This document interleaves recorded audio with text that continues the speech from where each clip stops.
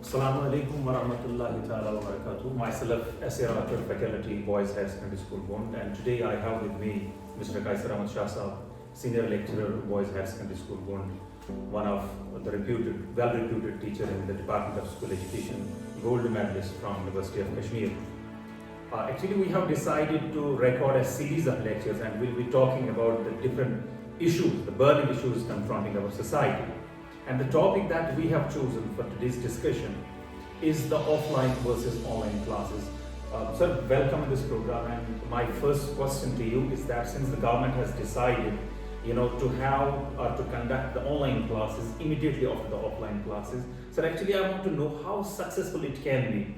Keeping in mind that students will leave the school immediately, after 4 hours, and it is to be followed by the online classes to be given by the teachers. I want your take on this, that how successful it can be, keeping in mind the weather conditions, prevailing in the valley right now.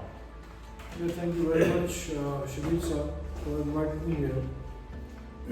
Your question is very relevant. So, for the impartial of the education is concerned, the students basically have this thing in mind that fine, we are going to school and we are going to come back to our house, and then we'll basically do the homework of our school. But that is not the case actually. The thing is, the environment, the weather conditions are so inclement and so undesirable these days that hardly one can find oneself in a solace or in a very good comfortable environment so as to make sure that he does or she does take the learning process very comfortably. Most important thing which we don't understand from any standpoint of view, whether it is the parental viewpoint or the government viewpoint or the teacher's viewpoint, is the fact that unless you are comfortable as a student, you cannot get the things done, you cannot conceptualize the ideas about the different concepts given to you by the most important factor that has to be met in order to ensure that your ward, your kid gets the best quality education is to make you first of all comfortable. It has to be done making sure that the environment around him is conducive, it is noiseless, it is having the optimum temperature. Exactly. Means it is neither that hot nor that cold. Optimized condition temperature are to be ensured. That is done by using the fans or by AC or whatever. So in order to make all these things happen, then you can think about both offline as well as online classes. Yes, offline classes are done in the homes, staying at comfort zones, but that too has an issue with the system. Once the child is at home and he or she takes the phone or laptop before him or before her, she feels extra comfortable there. And the time comes when being in the lecture, learning the things from the live class, he or she feels then a kind of boredom in her mind or in his mind. So that clogginess, that kind of cloudiness, that fogginess in his mind makes him somewhat get distracted from the actual topic. So both of these learning procedures have its positives as well as negatives, but it has to be seen that in what context you are using them. I will go for the offline as well as for the online equally, but it has to be seen in what context you are using them. If you have made the better conditions for the online classes, online is fine. If you have made the better conditions for the offline classes, it's fine. But how can you, for God's sake, how can you expect a small child to be comfortable in the class whereas he or she does not have a single kind of infrastructure available there? Exactly. Be it a fan, be it the proper ventilation. So can't expect to have them learning the things properly. So it is better to have a right kind of attitude and right kind of planning, which you can plan for the students to really make a heart out for them, to make them understand things properly and effectively. So for the government's decision on this is concerned, so government has its own limitations. The government is answerable to the parents. Exactly. Tomorrow the same parents who are opposing the government today, they may tomorrow come up with the resentments that our children could not finish the syllabus on time completely. So that time government comes on the back foot. So it is in order to ensure that the syllabus is completely covered, so that tomorrow the students do not have the excuse or the regrets the syllabus was not finished properly and we are not able to sit in the examination and write the papers properly. So government is every side, from every possible side, government is under pressure, and government has to take decisions which are somewhat, conducive for everybody of us. But at the same time, government has to rethink about those loopholes which we are facing both in the private as well as in the government sector, where the things have to be streamlined so as to make this procedure effective. One more thing, sir. Actually, the government has decided that the teachers have to give the online interventions immediately after finishing the offline intervention. My question here is that since all the students don't have the electronic gadgets available at home, so point number one, this is one issue that we have to see. The government have to see. Point number two. Wasn't this possible during the summer vacations? If this is possible after the summer vacation, wasn't this possible during the summer vacations? The same could have been done during the summer vacations in order to, complete the syllabus. Shabir sir, what is not possible to be done? There is nothing like something is not possible. Every damn thing is possible to be done. We need to have a strong initiative, a strong motivation for doing that. The thing is, the kind of people who are taken on board while the government decisions are taken, they are not basically from the sector, from this particular department.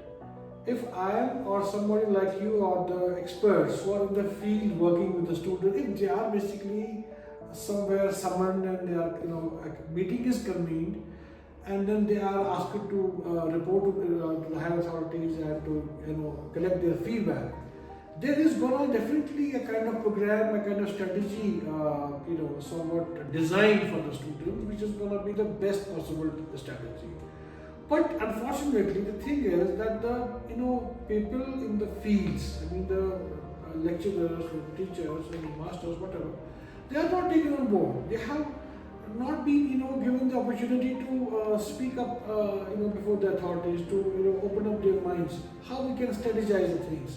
We are being given the orders and they have to be implemented. If you don't implement the orders, next time you are basically handled with the explanation. Exactly. So that is the basically thing. Otherwise, if you really mean to impart the better quality education, what is it not there which is impossible? Everything is possible. But you need to have a proper understanding for that. So far, I'm just taking the second aspect of your question. The thing is, if you are, making your child to connect with the online classes, you have got so much material available these days through online mode.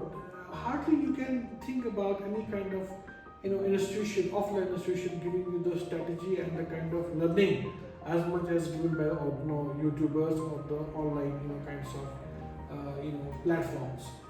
But the thing is, the parents are not giving their children the proper motivation and making them understand the rare essence of of online teaching. If they are giving the beautiful picture and beautiful idea of the online kind of learning process, believe me, a time will come, students will prefer mostly to be at home rather than to be in the schools. Because in the schools, other than getting their social network tied up, nothing is given better than what is being given on the YouTube, internet. But the thing is, the conditions have to be made so. If your child comes and he takes a laptop in his hand or whatever, then what happens is, after some time, he feels distracted. He opens other apps, YouTube, WhatsApp, other different kinds of channels, and he gets distracted. But if he is made answerable by his parents at home, believe me, nothing like home. Somebody says that comfort like home. What better can be there like home?